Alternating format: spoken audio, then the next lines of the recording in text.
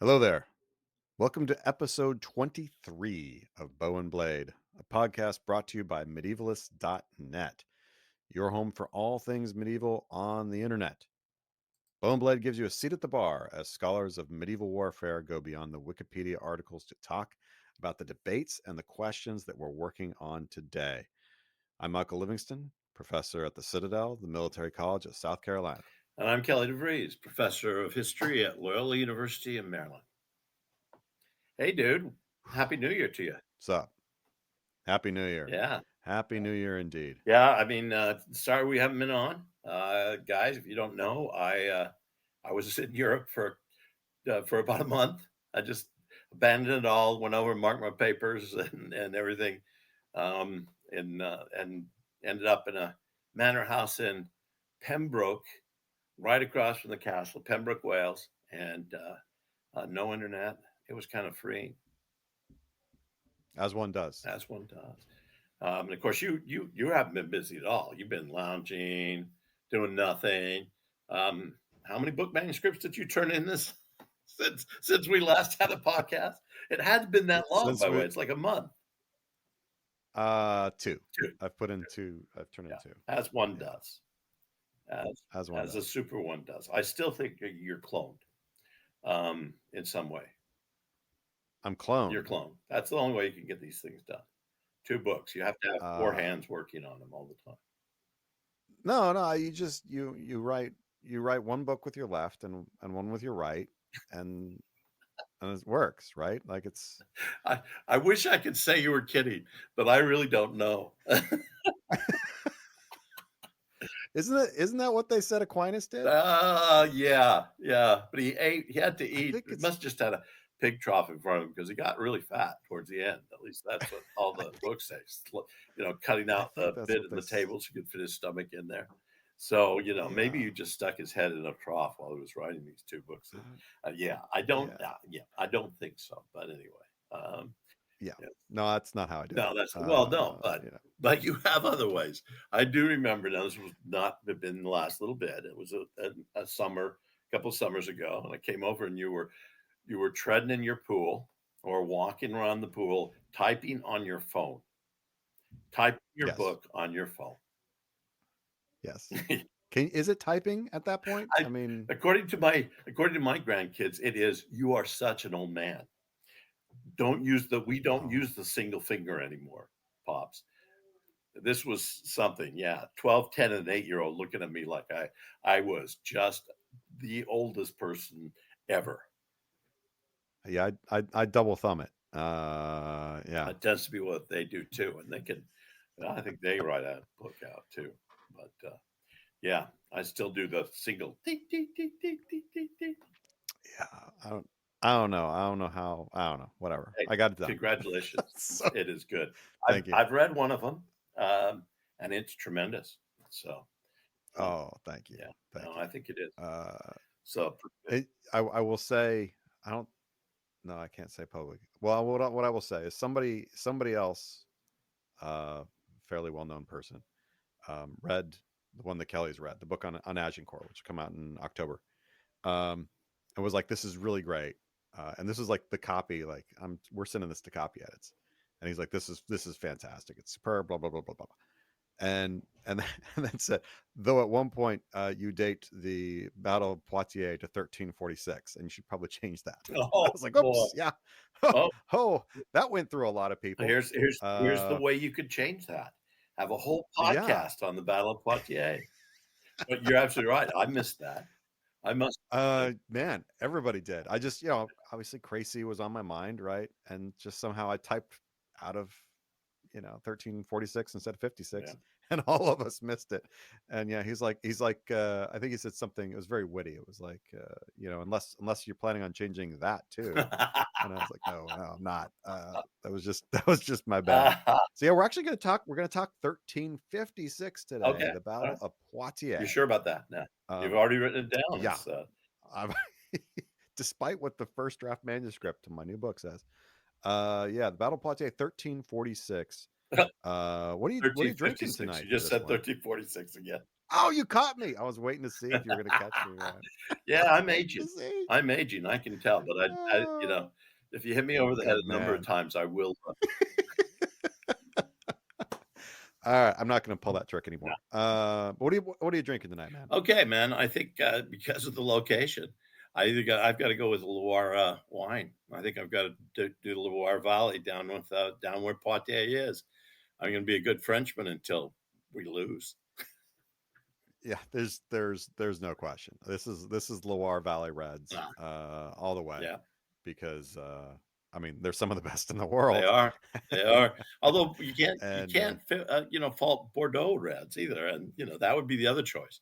Black Prince coming out of Bordeaux, bringing his own wine because you have to do that in he's England. he's out of his own wine by now, I'm sure. I'm sure he is too.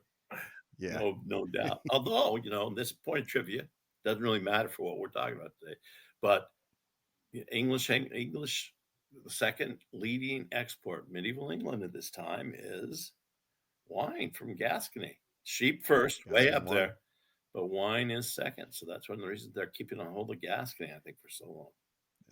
It's a distant silver, but it is the silver It medal. is the different, yeah, this is silver. It really is. It's like 97-3. But it's there. It's there. It's there. It's there. Yeah. Yeah. They don't grow a lot of good grapes in England at this point in time.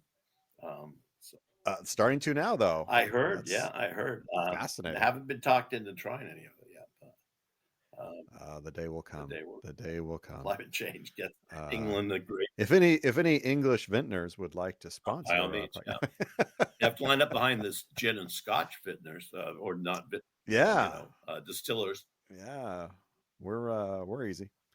Um, Definitely. so yeah, we're gonna do the Battle of Poitiers. 35th. We Kelly and I, all before we start recording, are always kind of kicking around, like, well, what's the next one going to be, or whatever. We don't have like a master list that we're running No, it's by. what we feel. It's what Um, we feel good about at that time. I think what we've recently visited and so forth. The Milvian Bridge. yeah, yeah, I think that's exactly right. Right, this is just it was on the mind. All right, well, Yeah. all right, let's do that. And so here we are. Um, man, where do you start with this battle? Well, I'll tell you, you don't start in 1356. I think we start in 1347, 48. Really, when it hits 48 and 49. It's the one thing that all my students ask me whenever I'm teaching 100 Years of War is, what about the Black Death? It's kind of the Yeah, big elephant in the room. Well, in this case, a sick elephant in the room. But I mean, we're talking. You and I have written a lot on Crecy, and I've written a lot on Calais. Very important stuff. And then everything. And then, geez, to take Calais and sit, sit in the city and the Black Death rolls over. All of Europe, yeah. devastating Europe.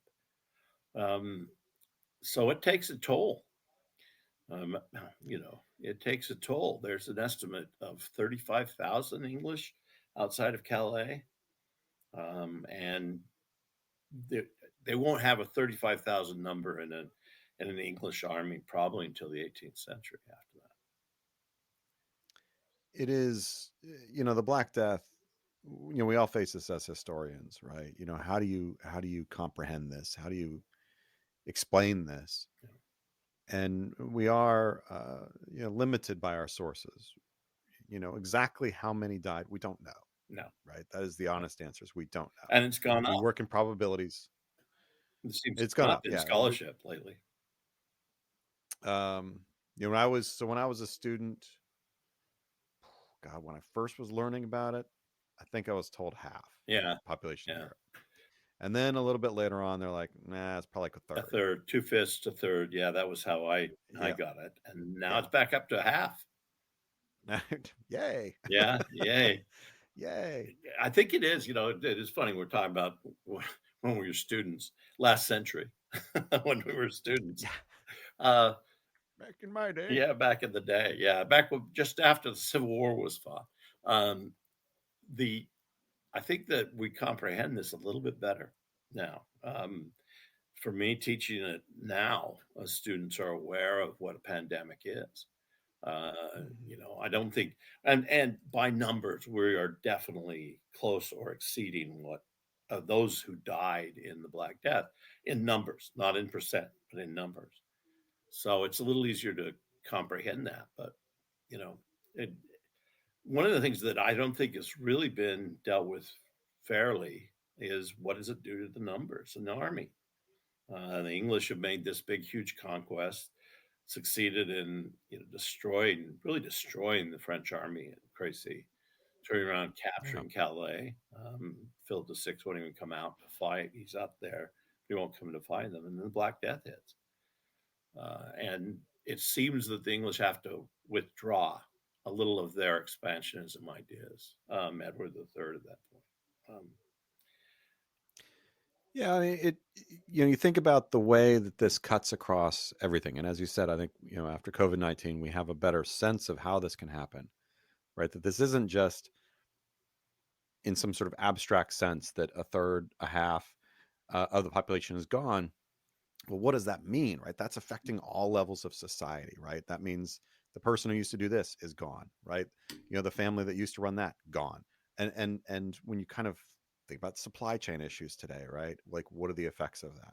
What is the effect of this on having the farming supplies that are going to be necessary for an army?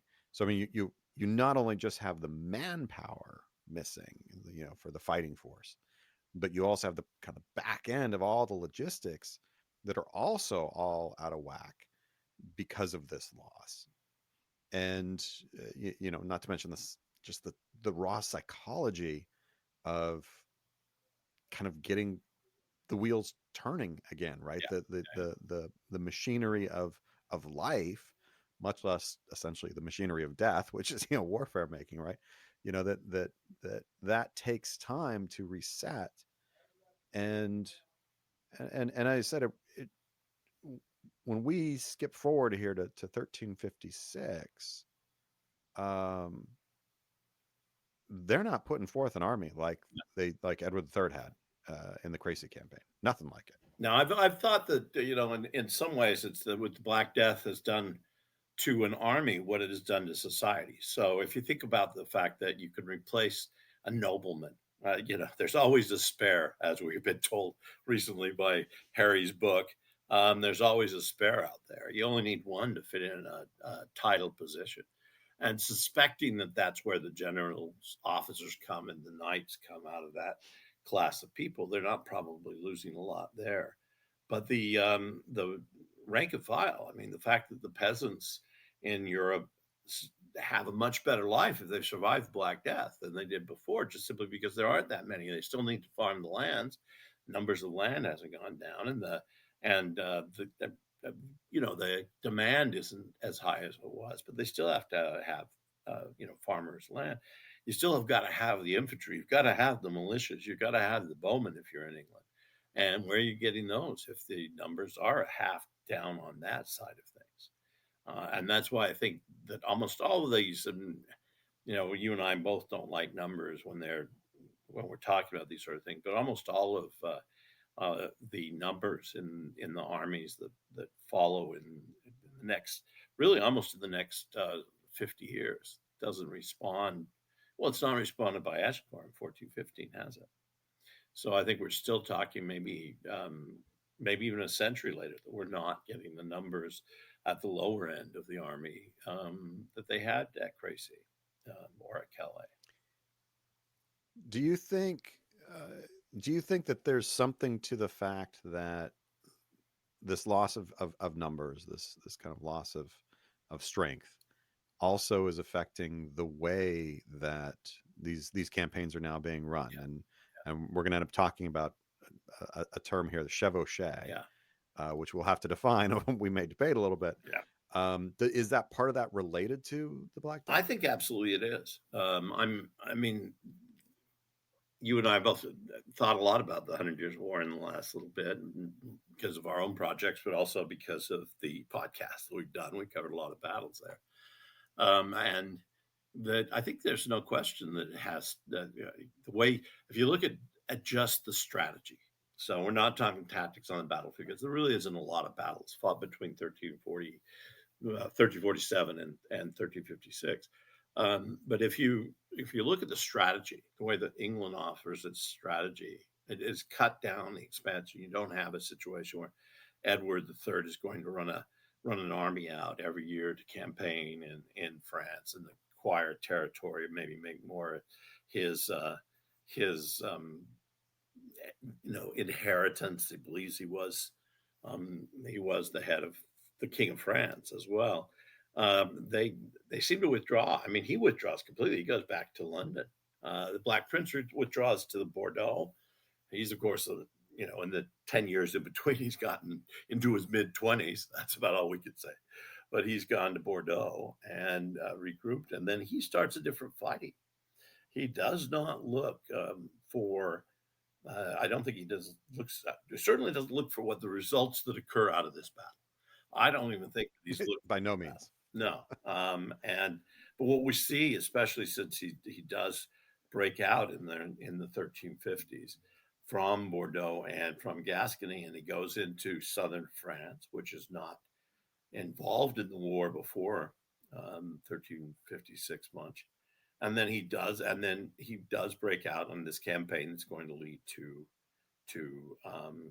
Poitiers. But it's very different than his father was running. Um, I, and this is where let's bring in Chevauché here. There's a Hmm. division right now in Hundred Years' War scholars as to whether Edward III in 1339 and 1340 and in 1346 is doing a chevauché. Um, so let's define it first. Or is he doing a campaign? Maybe we ought to define that one first because that seems to be more understood, certainly by modern folk, modern military historians. And of course, my answer is both. Yeah, So, yeah. I think a yeah. campaign is a bigger thing. I think it's leading to a more final result, whether it's a battle. And then, we can talk about whether Edward's a battle-seeking person, King Edward III in this case, battle-seeking, or in my estimation, he's going for a siege. He's going for to link up with the Flemings and maybe besiege Bethune, maybe besiege Tournai again, maybe besiege what he does eventually is Calais. That to me is a campaign. That's what he's driving for. It's not terror. It's not burning the countryside, hurting the economics, hurting the society. It's in fact a military goal.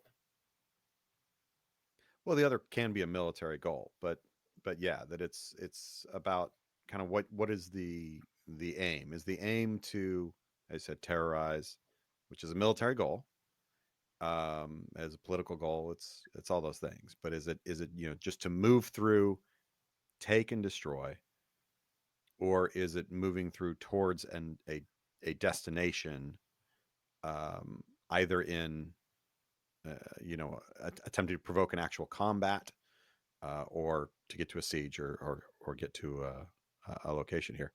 Um, so chevauché is the terror ride. Yeah. It's Yep. essentially, going through the countryside and just devastating everything. In really trying to hurt the economics, hurt the people, the society. It's not to capture land, particularly, especially since you've destroyed it all. It's not worth as much. Um, and but to maybe provoke a conflict. I don't know. I don't think that that's what the Black Prince is doing either before 1356 in the 1350s, or even necessarily in this 1356 that will lead up to Poitiers. I think he in this case is trying to affect the economics, which, if you think about it, he's in Gascony. Gascony seems secure because the one thing that also has been affected by Black Death is that Philip VI, now dead, not by Black Death, but dead, John II coming in to rule, he hasn't been able to make an attack on Gascony at all, and that was very Yeah. active between in the 1340s up to the Black Death. So I think that is affected too. Is it possible? And this is one of the things that I'm not sure has been really explained particularly well. Is it possible that the Black Prince is simply making Gascony more secure by destroying the lands around it. Yeah, I don't think so. You know, they, Uh, I don't think so. I I mean, I guess it, it's damaging France, and that makes you more secure. But it's always struck me the Great Chevauchée of 1355 and then 56, which ends up leading to Poitiers. Though again, I don't think that was the intention when he set out. That both of these are really kind of in the end like money makers. Mhm, This is mhm. Oh, yeah. I'm gonna Oh, yeah, we haven't talked about that. I'm I've only been focusing on gonna the destruction of economics. We're not talking about, the capture. Um, Right. I mean, this is if you think about a plus and minus ledger, this is a minus to your enemy and a plus to you, yeah, right? So you know what? spoil. I'm gonna go out, take all your stuff, and that's negative to you, plus to me, that's double Yeah, win. And yeah, and it's not, as you said, it's not about seizing the land. The land is now worth less because of what you've done, but you've got all this extra stuff. And for him, I think kind of setting up. It's not really his own kingdom, but it's it's on the vestiges of that. Like Gascony is really like he's minting his own coins. He's establishing a rule. There's something to be said for that. yeah. Yeah, In he terms of economics and politics and socialism, all that stuff. Yeah, he is no doubt the sovereign down there. Well, we don't call him king. He's still the Black Prince at this point, and he Right. won't become king. Although that's that point was his destiny. Once his father passed on, who doesn't pass on until before the Black Prince is dead. But I think you're right. One of the things that I've been investigating in the last few trips, including this one in Wales, is there's a large number of soldiers that come out of the Black Prince's army, out of this period, 1350s, 13, and then 1360s. I mean, we can talk about that one a little bit later. On what happens in the, with the, we got to do the Bishop of Norwich's crusade sometime because Quote unquote crusade. yeah, 1383. That's just something, and maybe even do the Ghent War, which is 1382 and 80, through 85. I think both of those are interesting conflicts. The Black Prince is securing himself down there, but the soldiers that I fight with, they go back to England. They retire essentially out of the army, and they're the ones who build these massive castles, late 14th century castles in southern England primarily, and also in Wales. And they build, and I think Charles Colson called them old soldiers' dream homes. That they're bringing their money back. They've got a lot of wealth, and so now they're trying. They don't have the titles, or maybe they have a title made on the battlefield, and they're trying to build these castles. You get Bodiam, and you get Nunney, and you get some of these others that are built in England at this time from people who've just made a ton of dough from stealing it all out of France. Yeah. Yeah. It's the chevauchee. Obviously, again, as I said, that is a it's monetary. It's political. It's all those things. It is different in character though from what Edward III was doing in 1346. I don't think there's much question on that. You could you call what Edward III was doing a chevauchée? Like sorta, but to me it's better to kind of separate those things in order to delineate more clearly what is happening in the Yeah. 1350s than it is to kind of bunch them under. It kind of weakens the umbrella, if you will, to call them both chevauchés. It isn't a chevauchée; just doesn't mean simply riding to get from point A to point B. No, I agree with you you there. know, And I mean, there is some purpose in this destruction of territory around. And you're absolutely right. I mean, we're talking about 1356 because we're focusing on the battle here, but the 1355, as you point out, that chevauchée is incredibly damaging to the south. yeah, And France has no means, or at least John doesn't feel he has means to put together an army like he will in 1356 and go and counter it. Maybe it's because of 1355 and the damage that the Black Prince does on the chevauchée around the south that pushes John to do exactly that in 1356. And so we then get the result that certainly the Black Prince, I think we're in both of us are in agreement here that he's not seeking for a battle. He'll take what happens here, and Yeah, it does show his generalship. I think is pretty amazing. At the same time, it shows the weakness in John because John does some things that's not particularly good here. We'll get into, but I think that yeah. in The last kind of like the last 48 hours right before Poitiers are the most fascinating bits of that like whole story to me, which is like what is going on, and we can definitely yeah. talk about that. Yeah, I think, Um, absolutely. But I mean, if you do the 2 years before and then the 48 hours, 2 days, 2 years, yeah, yeah, I think so. And this has to be seen in an overall strategy of the Black Prince. It has to be seen in a reactive strategy from John II. And yeah, and so let's move to those 48 hours. So John comes out of Bordeaux, goes on this, seems yeah, like a repeat of 3055. And if we won't try to describe the 3055 one, but it stays mostly in the south, goes a little bit more towards the east from Gascony, then it goes to the north. And then in 1356, the fact is that he doesn't retrace those. He's destroyed that land. They're not going to recover it. right. He knows that. Not going to get more good stuff No, there. Go so he somewhere goes else. north, and then gets to that 48-hour period. When do you think he even knows that John is going to do what he hadn't done the year before and put an army together and come at him? Well, I mean, he knows a couple weeks before the main event. He gets word that Jean is at the time besieging a town up north. There's when we talk about the Battle of Poitiers, there's what the Black Prince is doing from the south, but there's also two other English armies basically in the field up north, and it looks like, at least it's plausible, that at a certain point the Black Prince is thinking, maybe not when he set off, but certainly at a certain point he's like, I can link up Yes. with one of these other, especially the army of Lancaster. Yeah. He can link up kind of in the Loire Valley and sort of turn and really take it to the French here. Jean, for the longest time, will not engage with the Black Prince. He just keeps Yeah. besieging this city. It's not going anywhere. It's a terrible. Like he's just losing all kinds of men. I can't remember. It might be Jonathan Sumption calls it like just a despicable waste or something like that. He's like, it's terrible. It was just a waste. But John doesn't want to leave this siege unsuccessfully because that would like be a stain on his manhood or whatever the hell. So he bribes the English to leave. I think pays them off, lets them take all their stuff. Yeah. Will you just leave the city? I'll pay you. I'll pay you.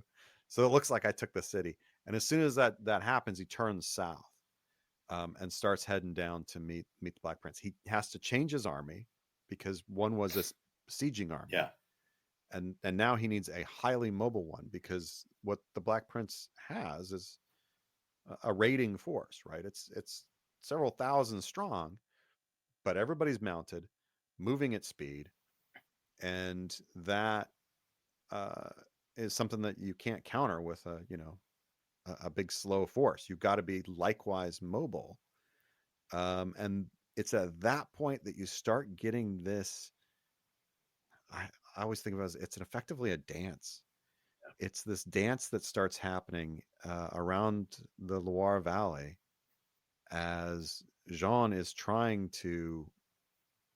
Well, what is he trying to? I think he's trying to cut off the Black Prince from getting back to Gascony. Yeah. Yeah. I think that's a reasonable assumption. I'm not. I've looked at what has happened in the north, and yeah, it is a terrible waste. Um, I have to agree with Jonathan on this one. I guess Jonathan's assumption was a terrible waste. I mean, I don't know that John is. Well, John will come out of the Hundred Years' War maybe the worst of the English kings as commanders.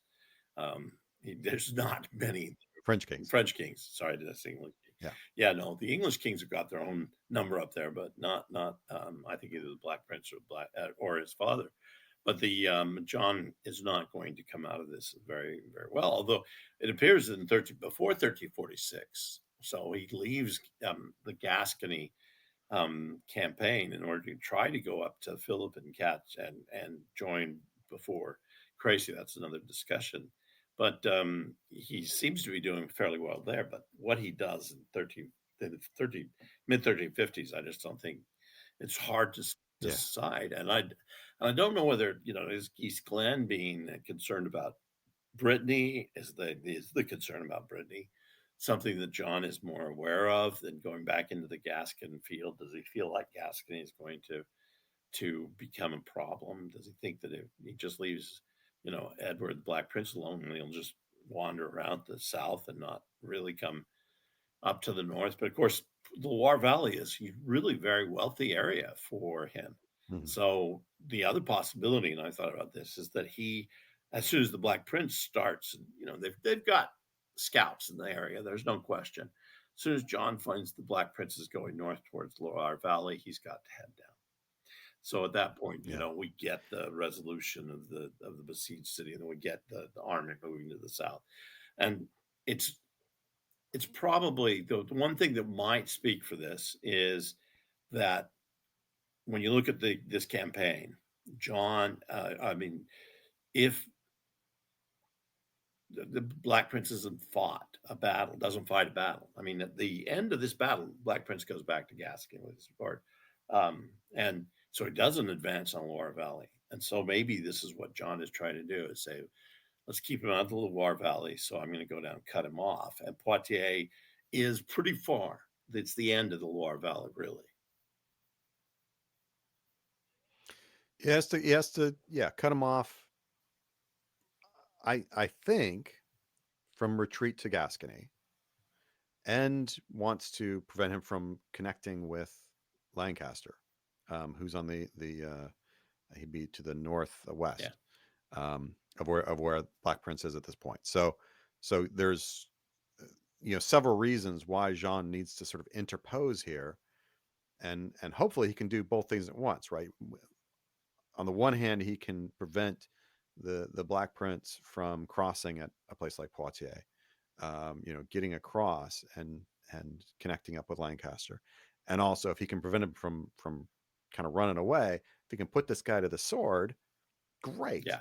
right? That'd be fantastic. That'd be awesome. That would be like really look good for the scoreboard.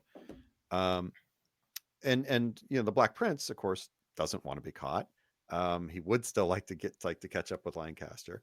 So they have these exact oppositional goals, right? And in starting like the 13th of September, 12th, 13th of September, they are barreling towards one another.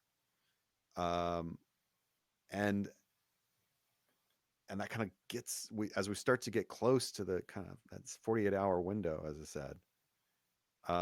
We get this switching of positions as the French cross paths they cross the bloody road that the English are basically coming down, and move toward Poitiers, and the English are able to kind of nip past them, get past them, and move out of the trap, as it were. Yeah, I think that. And then in the next 48 hours, we get the Battle of Yeah, Poitiers, and that's a and really integral period. and I think that's a very good point. And why is it that the Black Prince seems to be so much more mobile than John's army in this case? Because it does. And I mean, I wondered myself on the numbers at this point. Even if we can't, or we jump around, we move around in these various numbers, it seems that John's army is like two to one, maybe 3 to 1 the size of Black Prince's. Probably, yeah. So is this the reason why the Black Prince can seem to move a little bit better, move a little faster, or is it because Black Prince is also his army is now very experienced in this kind of movement? That's what he's done in 1355. That's what he's done so far in 1356 is move an army fast, just destroy everything, take it everything. move through an area and essentially push, you know, push quickly. That's the whole point, is to Yeah. move so quickly. I don't know, but you know, this is one that doesn't seem to be touched on very much in the literature, even when we're facing the Black Prince on this. A lot of people jump from Yeah. 1355 to, oh, here's the Battle of Poitiers.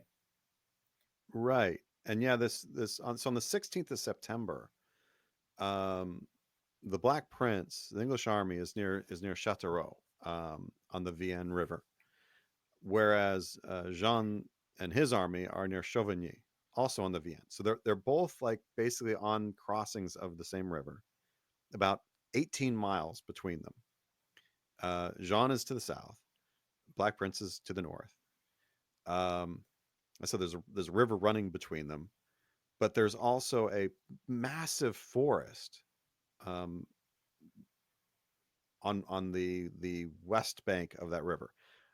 Basically between that river and Poitiers, there's a huge Yeah, forest, and it looks like that the Black Prince kind of uses that forest to help keep his army sort of out of contact with the French, so that Jean marches straight across from Chauvigny to Poitiers, and down south now comes the Black Prince yeah, out of or around that forest, and is actually able he actually hits the last bit, the baggage, the rear line marching column of the French completely. The French have no idea, get just smashed into by the as you said, the experienced forces of the Black Prince. Where exactly that hit takes place, it's somewhere on that road between Chauvigny and Poitiers. I think Cliff Rogers makes the case that it's near Savigny. I believe that's correct, which I think works pretty well, for it being around in that area. And and yeah, then the question is, what happens now, right? Because at yeah. this point, if the Black Prince wants to bolt south, He could. like he's Yeah. ahead in that race. He's ahead. So let's flip it to the other side and just look for a moment at John's moves. Yeah. So is John, I could probably be talked into thinking that John is making some offensive decisions here that are good. So initially, when he gets the Black Prince to the north of him, now if he drives north into the Black Prince, pushes him up against Loire, if he has East Glen on the other side of the Loire, then he's trapped the Black Prince against the river, and there's got to be a battle taking place, and that may be what John is looking for. The other thing is that if he does make that decision, then he doesn't seem to be able to maneuver his army quick enough, or not have enough intelligence in the field to know the Black Prince has slipped to the south of him. And then if that's the case, okay, so let's say that one was a decision, a good decision, but maybe one that went awry because the Black Prince's experience, the Black Prince's own strategic senses here. But is it possible also that John is trying to get the Black Prince just to go, to not have a battle, just to, push him to the south so he goes back to Gascony, and then and then John can winter over that. Um, don't know. I mean, this is a lot of confusion at this little point, and unfortunately, I think we only look at it from the Black Prince's view. We don't, and that's what Sumption and Rogers and David Green has always done, and we don't look at it from the French strategic point of view. In fact, I don't think anybody has. Um, Well, I mean, the thing that we know is that he goes to Poitiers. yeah, Like yeah, that's the move that he makes. So he's going to the kind of central city in the area, the central town, um, which is going to be a great place to continue mustering yeah, men. yeah, It's also going to give him now access to everything on the north side. Because he doesn't know the move that the Black Prince is going to make here. Is the Black Prince going to continue to try and press, towards Lancaster or something like that, and some kind of push that way? Well, I need to be able to move on both sides of the river quickly. So I'll do that. I'll get to a prime position there where I can continue to keep my logistics up, keep mustering men, and whatever move the Black Prince makes, I am within reach of him. Like I can hit him. He goes to south, I can hit him. He tries to go west, I can hit him. Yeah. I'm in a really good spot. I think that's what he's trying to do. Um, and I mean, in fact, that kind of is what happens, right? He does take a shot at the Black Prince. Yeah. Yeah. The question there becomes whether or not the Black Prince intended that, right? So if you read uh, a lot of scholars on this, a lot of historians, they present this as the Black Prince is itching for a fight, and finally he's like, the French can't run any longer, which is not true. They could run wherever, but he thinks they've got to fight, and so I'm just going to take a position, and make them fight, and really kind of let's have this out. I I don't think that's the case. Do No, you? I don't think it's the case. But you're right. This is what because so many people look at this campaign, and obviously the result will determine sometimes why they look at it this way. But it's they say, oh well, the Black Prince, look how smart he is, look at what he's done here, look what he's done. I think the stupidest movie makes is to go to battle.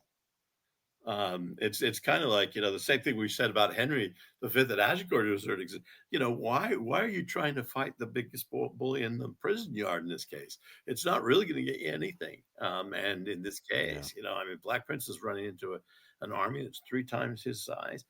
He could be cocky. I don't think there's any question the Black Prince has got an ego, and at this point in time, even though Tracy probably shouldn't have given it to him, but he's he's matured into this cocky young heir to the throne, and now he's gonna do something that maybe isn't as smart. And there's one other possibility, and I just thinking about that is that looking at it from Poitiers, Black Prince can't take a siege on not that size of a city. He can't do that. No. And so Poitiers is a safe bet for John. He knows the Black Prince, if the Black Prince goes there and tries to put up a siege, that it's not going to be very effective. And if anything else, it'll just hold him there. He can't do anything once he puts a siege on Poitiers. So John, I think, recognizes that he can go back and forth to Poitiers, and that he's got a safe zone there no matter what happens. Black Prince, he doesn't suspect the Black Prince has shot to the south of him, or maybe he doesn't suspect of it, but that may have been what his response is. Okay, now you've shot past me. I'm going to circle my army back and make sure you don't come further to the north. I'm going to continue to push you back to Gascony. And the Black Prince turns around and says, "No, I'm going to fight then." Yeah, or Black Prince recognizes, look, I can't outrun. This may be a case, like I think what happens with Crecy. I mean, Edward gets run to ground. I mean, he turns and wrecks the army that ran him to ground, but he got run to ground, and I do think the Black Prince essentially at this point is run to ground. Yeah, He can't just run off. I mean, he could run off and leave his army, I suppose, but like they're loaded with a lot of a lot of stuff.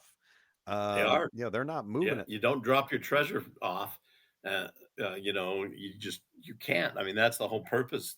That's the pay. Again, we're talking about this with the army. The massive animals that Edward III's driving before him at Crecy because he's got to pay his army, and so he wants to get them up to Flanders where they've got money to pay for his army. I think this is the case too. Is that Edward the Black Prince is he doesn't have a lot of dough, and so he's got to preserve what they've stolen. He's got the booty, and just to keep his soldiers paid, but to keep them happy too. It's their booty.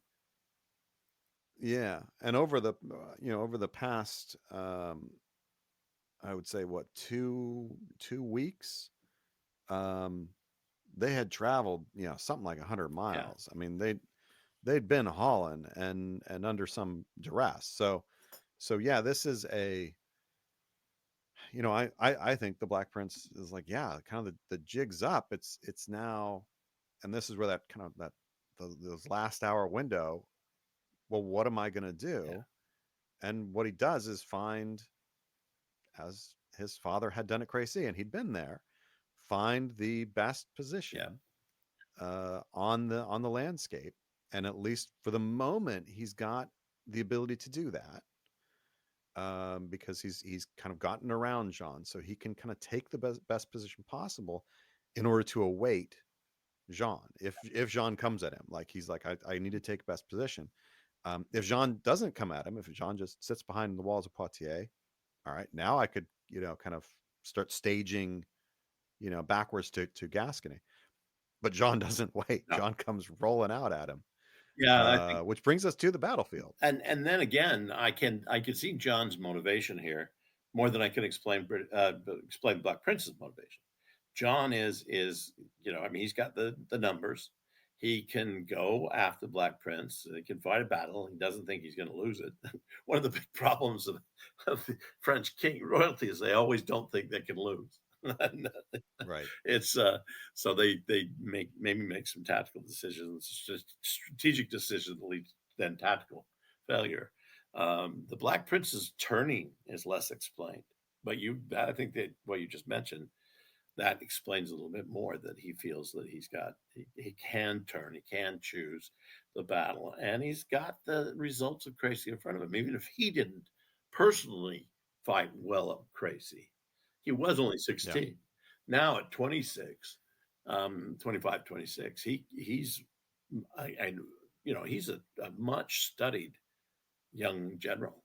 And so the maneuver he makes there strategically might not look brilliant. Results show that it was. It's like the coach who makes that decision Yeah. at the end. If it gets if it fails, then he's the worst coach in the world. If it succeeds, he's the most brilliant man in the business. And this one succeeds. Yeah. This one succeeds. And it is striking when you look at a map, the move that he makes here, because there is a main road out of Poitiers, the old Roman road. He knows that's the road that Jean's going to use to move his forces quickly. That road runs southeast out of Poitiers, um, and runs down, gets really close um, to the river Moisson, Yeah. and gets really close to it. So he said, that's the main route, and he understands. Well, I need to take a position where I'm going to be able to negate the numerical advantage that he has. I need to take an enclosed position, one that I can't be encircled easily. Because he knows, look, I'm in foreign territory here, so I need to be, have my rear and my flanks both covered. And the traditional site of this, you can search on a map. There's a traditional site. Like we're both in agreement, is basically in the right spot. Yeah, I think it is. I think I don't, but at the same time, it's in the right spot. I have no problem with it because I think that we've got a lot more directions in this than we do as far as the exact location of the battle in Crecy is concerned. We also don't have enough. Crecy is also was so traditional for so many people. Poitiers has not been. But then once you go to the battlefield, you go, okay, this is a silly mistake the Black Prince has made. This isn't a good field to fight on. And yet, now that I've been to the battle, I've been to the battlefield of Poitiers more probably than I've been to Crecy, and I've been to Crecy a lot, because it is. I think it is the right spot, but I can't. I can only fathom it when I get there. Now, I've honestly gone back and re-looked at that. I think John thinks that it's a good spot for him to fight. The Black Prince is coming in from a very narrow position. He's got a release point. So does John, but he's got a release point if he starts failing on battlefield. He can retreat out of there fairly quickly. But at the same time, he's fighting on he's fighting on a field. And one thing you just said about trying to overcome the numbers, he's fighting on a field that benefits a small army. And I think Yes. one of the real failings in looking at the way John fights once he gets on the battle is that John actually has too many soldiers and they all get crunched together and are completely ineffective. And especially after the capital of Bush does this amazing tactical maneuver around John's forces. But John, we were talking about this the day, and we looked at Google Earth on this, and one of the things we were saying was, how come John is doing the move he is, and where's the Black Prince focusing? I do still think that the Black Prince is really narrowly confined, and he makes John do the same, but John's numbers won't allow it to do it. And John's experience won't. These soldiers that he's got are not that experienced. Yeah, and it is a in as much as one could lay a trap. Um, it's a pretty good trap. Yeah, This is the position he takes is a spit of high ground that has from the Black Prince's position to his right this very large, thick forest. Not as large as the forest of Crazy, but that same kind of thick woods. Nobody's coming at you through that. yeah, So he's able to fix his right flank on that, just as Edward was able to fix his left flank at Crazy on the Forest of Crazy. So he fixes that right flank on that. His left flank is on a bluff essentially that is goes right down to the river. yeah, So his left flank is fixed on a river, but he's on high ground between this river, which is and it's down good embankment down to the river, and then forest on his right. So you're not coming at his flanks, and behind him is the river yeah, because the river yeah, takes a kind of bend. So he's got river behind him. So like the only way you're going to hit him is to come straight at the front of him.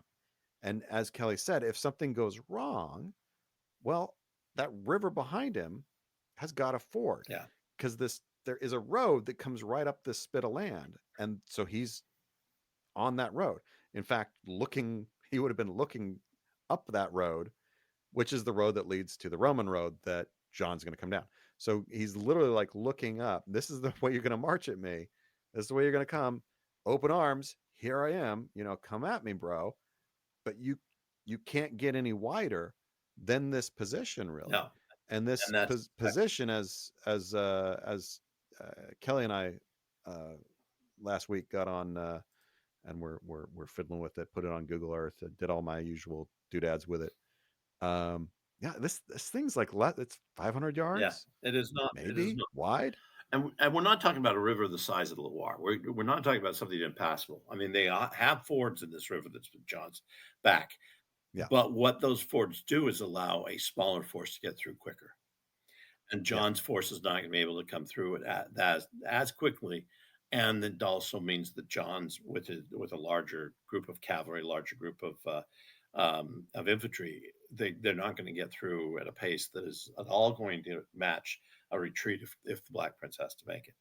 So everything that the Black Prince does is tactically correct at this point, even if he does only have a third of the forces or half the forces of John. yeah. It's a tremendous position. I mean, it really is. It really is. And you can nevertheless understand why Jean Yeah. thinks I got him right. He's pinned between river and woods. And I marsh. mean, We look, forgot there's a maybe big marsh right off to the side of the Black Prince too. So John can't flank on that on what is John's right flank. And Black yeah, Prince. the English left. Yeah, that down there, the river gets really marshy on that side. So yeah, it looks like he's kind of really caught, and you might think, well, when I destroy them, maybe the Black Prince can flee on his horse, but ain't many people getting out No. of this, right? I got him surrounded. I'll go in and smash him, And which is what the Battle of Poitiers looks like it's going to be. yeah. Tell it's totally not. Yeah, well, and of course there are a couple of cards of the Black Prince's sleeve that he plays. One is the Capital of Bush's force, which will go around through some of these weird smaller force can really get through, and creeps up behind John's to I think only means that at that point in the battle John loses and is captured because he can't get out.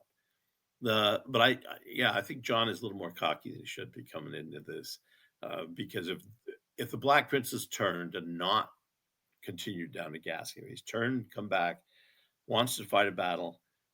John should have maybe sat down with his generals and said, let's rethink this. Why don't we go back to Poitiers and have a nightcap or something? Let's just, maybe we ought to retreat. Because if the Black Prince is this cocky, he may have something.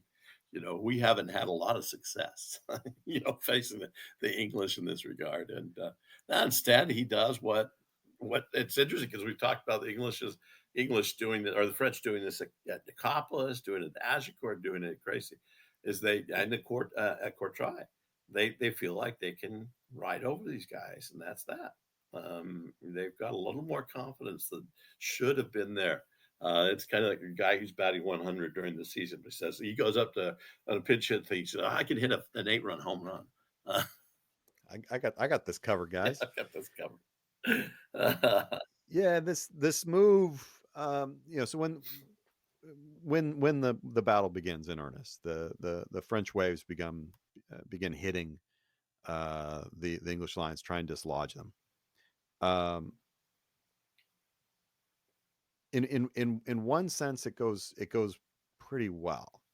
Um, the English, for the French, I should say, Yeah, goes pretty well. yeah, The English do kind of buckle back a little bit as against this onslaught.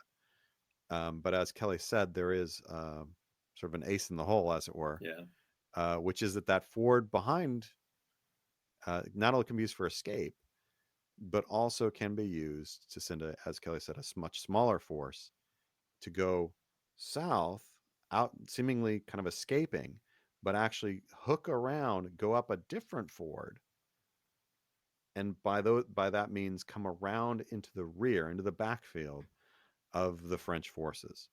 And that's what actually ends up happening in yeah, this battle.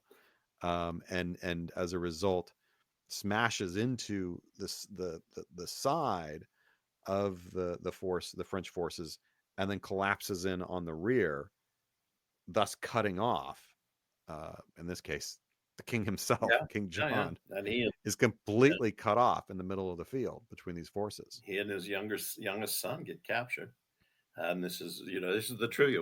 When is a French king captured in the Hundred Years' War? It's the only time. And Yeah. John will, he has to eat fish and chips for a couple of years afterwards, until the English say, Battle "You're- of Poitiers. yeah, Battle of Poitiers." Um, Do you think the ride of Capital de Bouche is planned from the I beginning? do, yeah. Yeah, I think it has to be. You do. I don't it's not, it's not one of those things you could call in the middle of a battle, to say, "Oh yeah, Capital, you're in the rear force. Now, don't fill in. We're buckling. Don't come up. Go around." That's got to be something they plans before because I think a general who is at the reserve, and that's what the Capital Bush's forces look like they are in the very beginning, is they're at their reserve. They're going to go in and fill in the gaps, especially since what appears to me too in this battle is that the English archers are not that effective, not like they have been at Crecy. Certainly not they have been crazy, not that they would be in Agincourt. They're Yeah. they are really cut off by the train itself. They're shooting up the hill towards John. They can't have a very wide angle from themselves. I don't think they're as put out on the wings is as abruptly as we often see in a 45-degree angle as we often see it.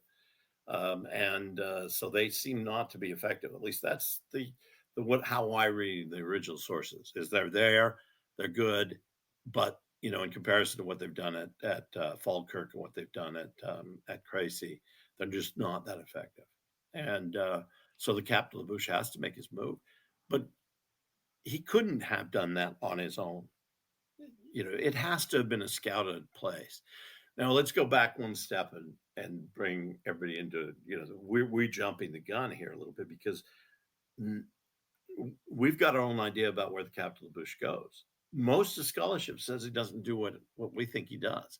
He goes around the forest, which Yeah. to me means that he's not on the battlefield at all. It just would be too big if he was to go around the forest. He'd have to go backtrack all the way to the abbey where they'd spent the night before, and then come up and hope that John didn't have a reserve either. So we think that he's going across the ford and coming up on the right flank of John, and around that way, around the marsh, and coming back in. And thus, like, kind of coming in and swinging through the Yeah, French, kind of smashing them against the forest, as it yeah, were. yeah, And they're, that way kind of shutting the gate. I mean, one way or another, you have to shut the gate, but that's the fastest way to shut the gate. on the French, and it must be something done with speed if in fact it's going to trap, the royal party. This can't be something that's going to take, rumbling minutes. This isn't, you're not going to sit there like Lancelot crossing the field in Monty Python and the Holy Grail and not do anything. No, no. For You know, several shots. are they coming? Yeah, they're still coming. Don't worry about it. Are they coming? Yeah, still. Oh, they're here. It's got to be something that happens fast. Yeah. Um, if this is the planned maneuver all along. Now wait a second. Do you think it is? I'm not sure. Here's the thing. The thing with the planned maneuver to me is the timing of all Yeah. this. If your plan is like we have to take the hit and are going to need to, to really make this, if what ultimately happens was kind of the plan, then that means that you have to take that hit and buckle in, right? It's a bit like what happens at the Battle of Cannae, very famously, right? Yeah. You know, that Of course, that one's planned. you've got to pull back. You got to take that hit. Well, we assume it was. We don't know. You got to take that hit, but not fall into full retreat. And now have everybody ride around. Assume that there's going to be no coverage of that fort. Assume that your enemy's not going to do anything about that. And now they're going to come around, and all of that depends so perfectly on timing, and so perfectly on the enemy not doing anything like what you're planning to do to them. Because all it would take to screw this up would be, I don't know, 20 guys at the fort. Yeah.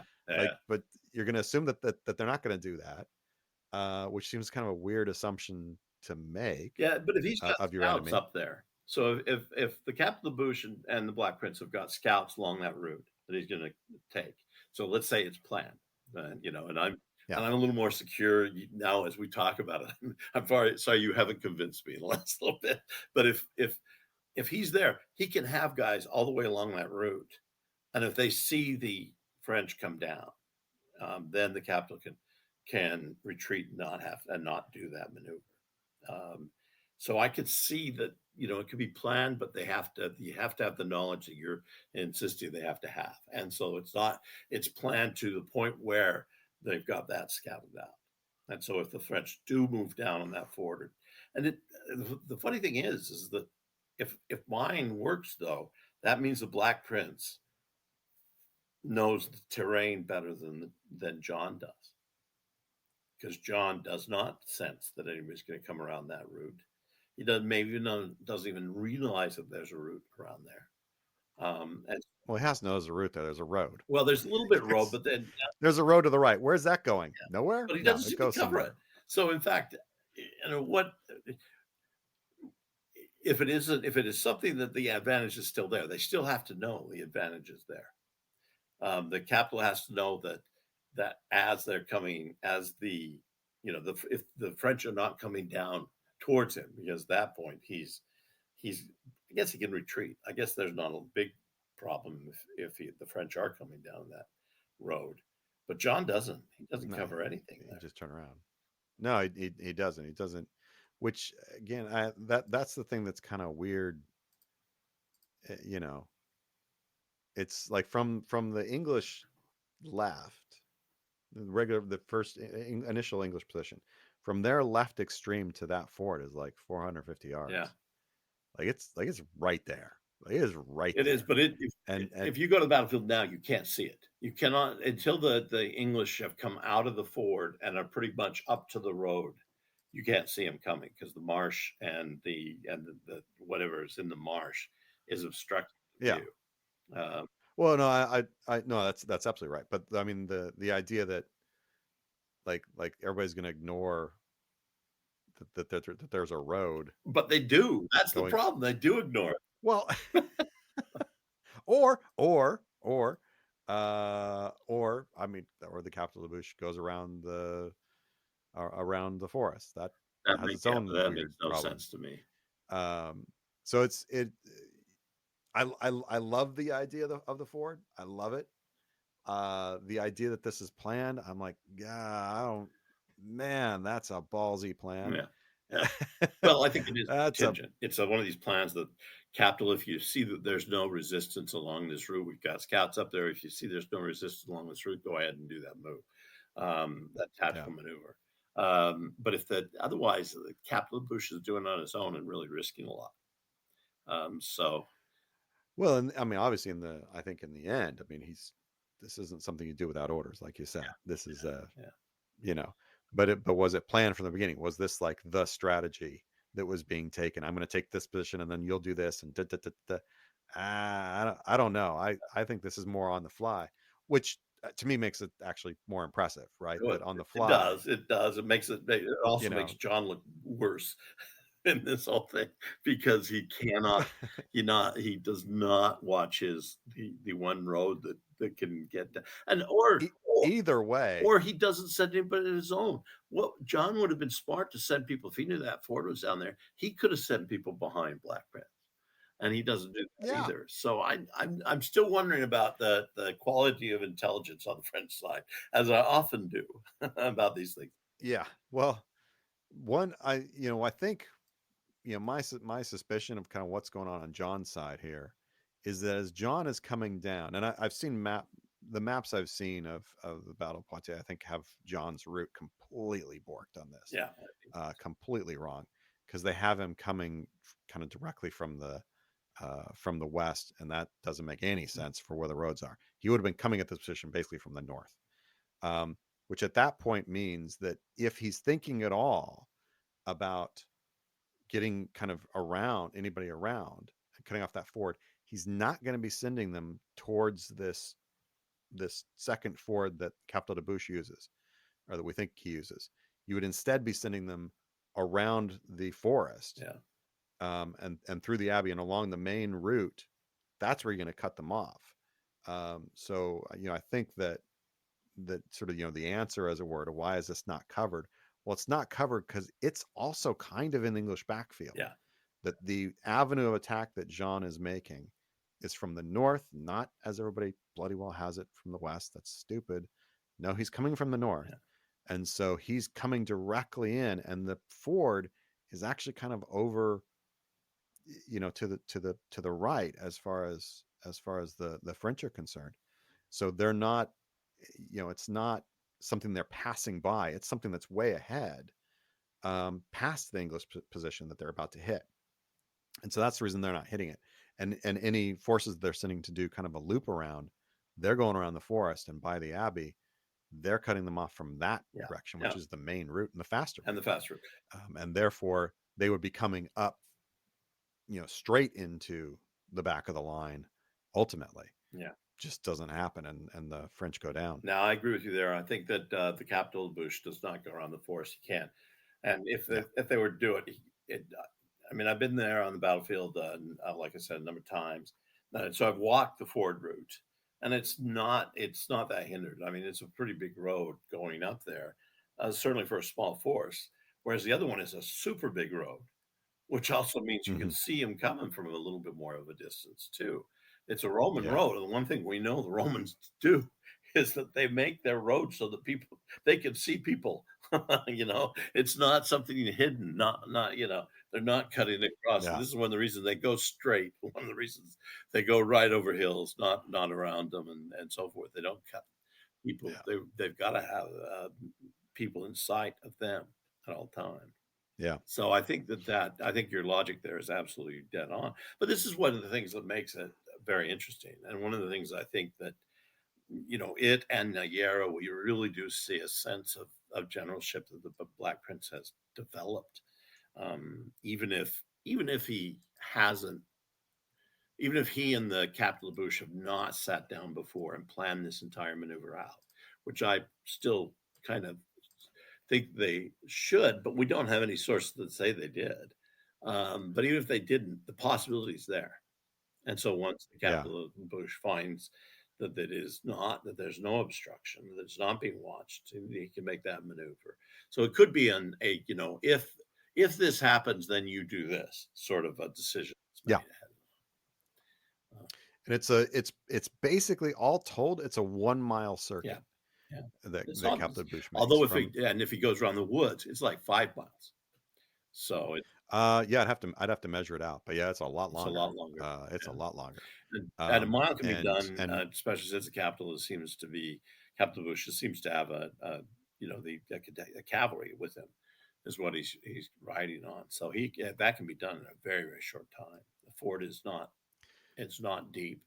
He can get his horses yeah, across it without much difficulty, and he's not carrying any baggage. He's not carrying anything, and he's got a smaller infantry force, if any. So I think that this is however, whenever it is planned, whenever it is the really definitive moment of this, because that cuts John off from retreat. He can't. yeah. Oh, exactly right. The going around the forest would be about 3.5 miles. I just measured it out.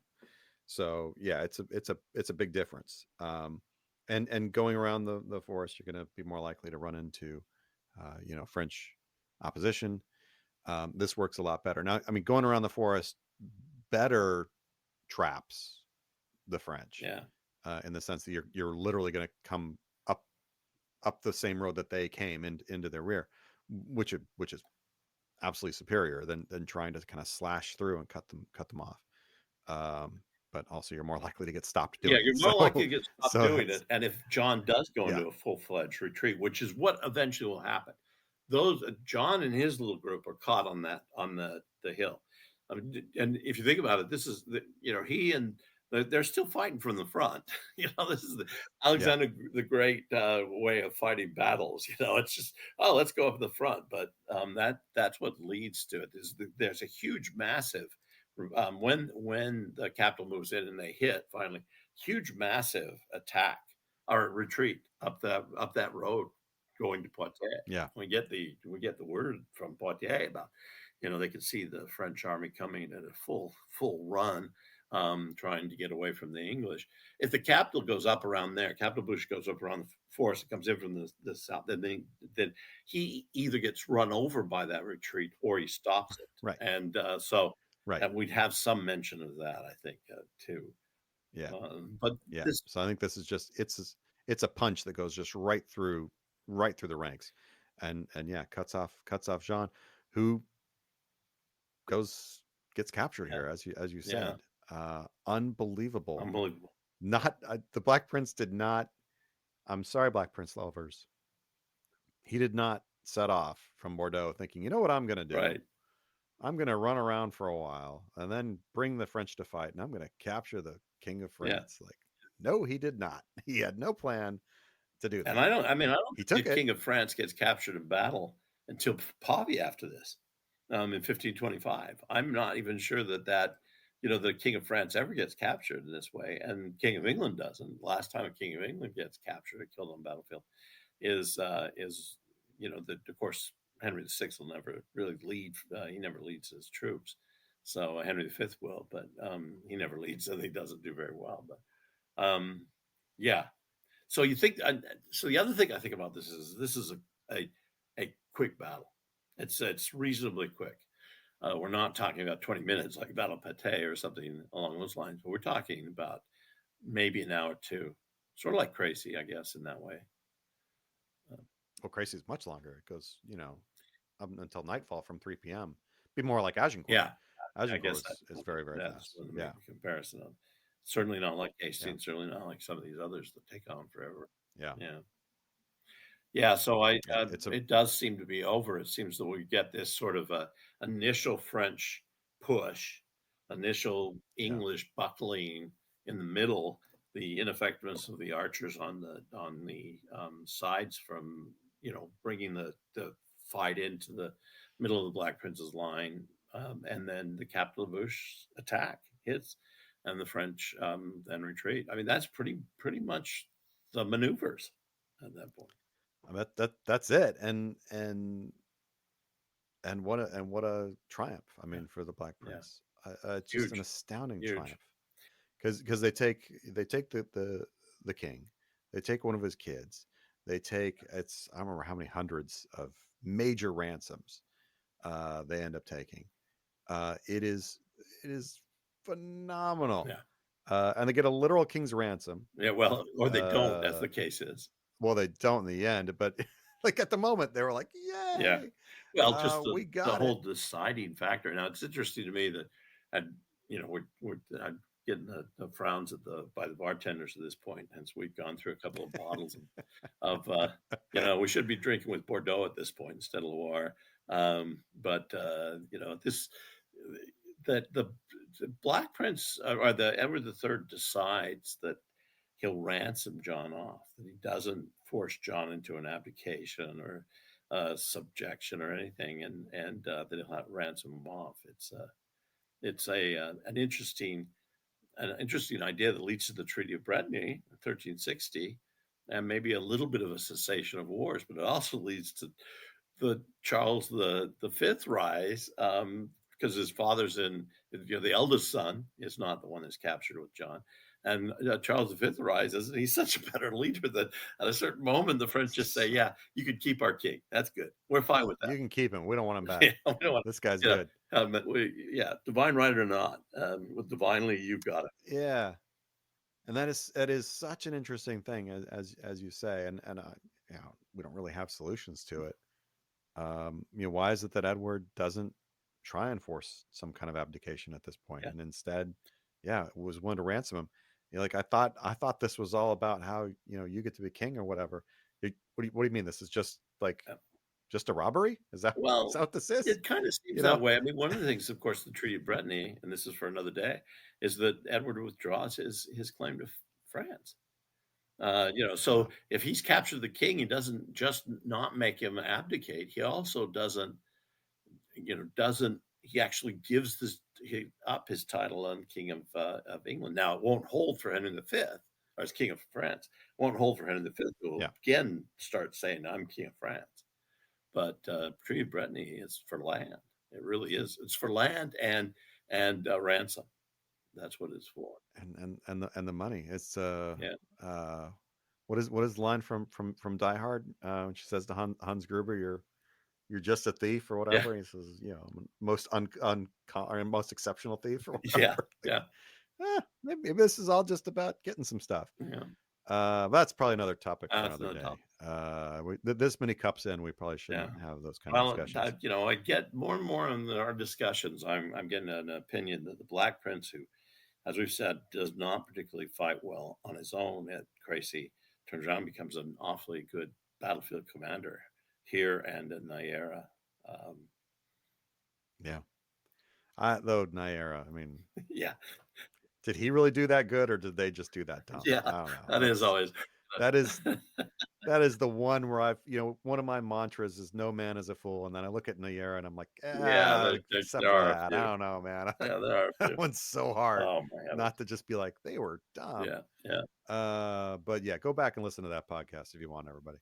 Well, yeah, they're closing us off here. Is there anything you wish you knew, wish we had, or anything like that about this battle? I'd love to have this is one where I'd like to have a battlefield report. We do have the Black Prince right after Nyera.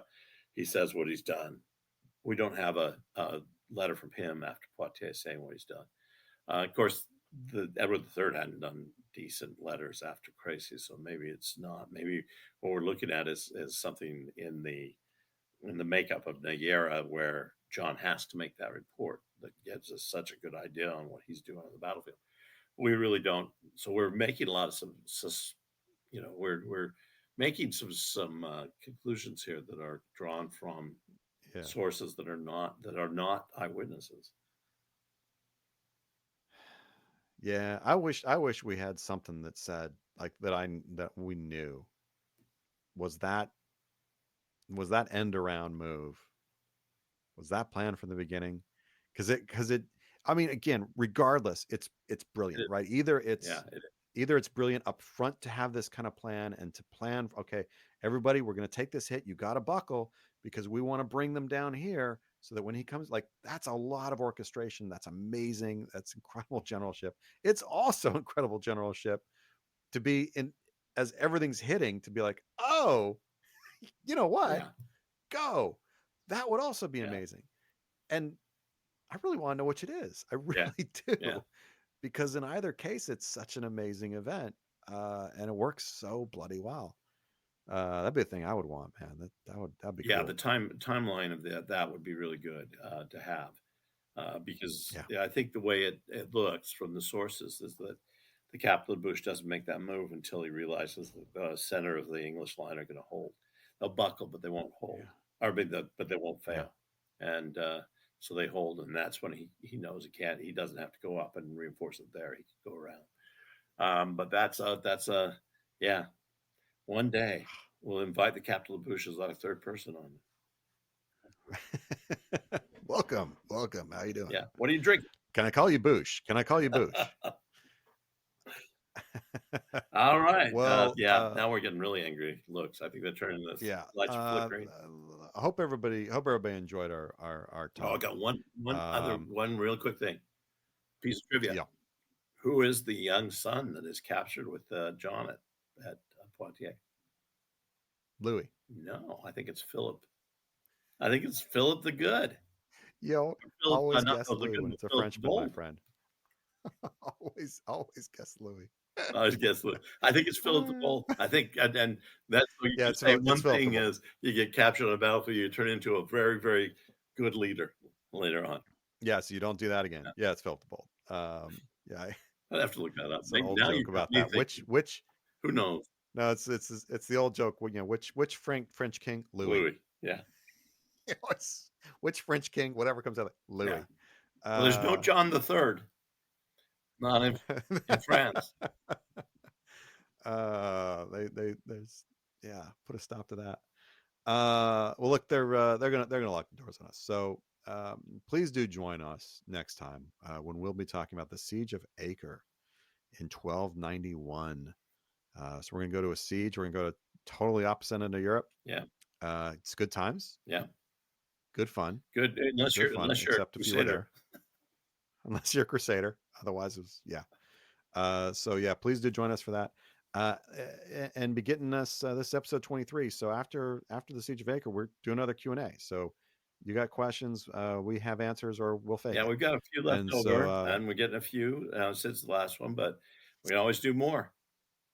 yeah, so please do send those in. So as ever, a reminder, this podcast is sponsored by medievalists.net. So the best way to support us, other than buying our individual books, of course, is to join their Patreon at patreon.com/medievalists. And that's also the absolute best place to drop us a line if you have questions for our Q&As. So thanks for listening, everybody. Cheers. Bye.